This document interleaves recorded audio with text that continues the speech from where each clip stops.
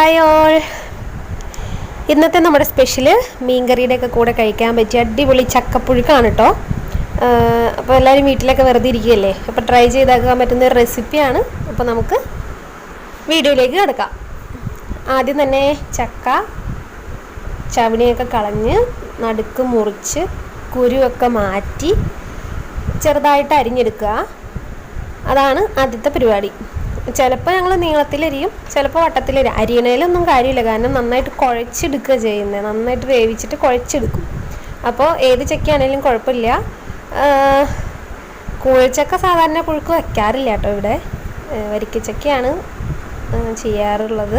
അപ്പോൾ നിങ്ങളിപ്പോൾ ലോക്ക്ഡൗൺ കാര്യങ്ങളൊക്കെ ആയിട്ട് വീട്ടിലിരിക്കുകയായിരിക്കും, പിള്ളേരൊക്കെ വീട്ടിൽ വെറുതെ ഇരുന്ന് ബോറടിക്കുകയായിരിക്കും. അപ്പോൾ ട്രൈ ചെയ്ത് നോക്കാൻ പറ്റിയൊരു അടിപൊളി റെസിപ്പിയാണ് കേട്ടോ. അപ്പോൾ ആദ്യം ചക്കയൊക്കെ അരിഞ്ഞ് അതിൽ ഉപ്പും മഞ്ഞൾപ്പൊടിയും ചേർത്തിട്ട് വേവിക്കാനായിട്ട് വെച്ചു. 2 വിസിലടിക്കണം കേട്ടോ. 2 വിസിൽ കഴിയുമ്പോൾ നമുക്ക് ബാക്കി കടുക് വറക്കുന്ന കാര്യങ്ങളൊക്കെ ചെയ്യാം. 2 വിസിൽ വന്നിട്ടുണ്ട്.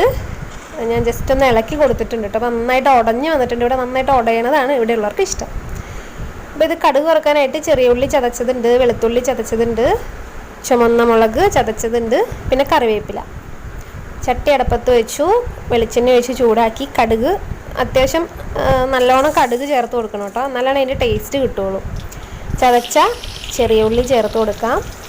വെളുത്തുള്ളി കറിവേപ്പിലയും മുളകും കൂടി ചേർത്ത് നന്നായിട്ടൊന്ന് മൂപ്പിച്ചെടുക്കാം. അതിന് ശേഷം കുറച്ച് മഞ്ഞൾപ്പൊടി, കുറച്ച് മുളക് പൊടി, ഇത്രയും ചേർത്ത് ആ പൊടി ഒന്ന് പച്ചമണമൊക്കെ മാറി വന്നു കഴിയുമ്പോൾ നമുക്ക് ചക്ക ചേർത്ത് കൊടുക്കാം.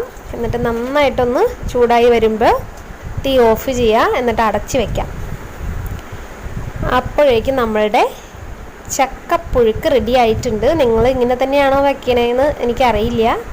എൻ്റെ സ്റ്റൈൽ ഇങ്ങനെയാണ്. അപ്പോൾ എല്ലാവരും ഒന്ന് ട്രൈ ചെയ്ത് നോക്കണേ.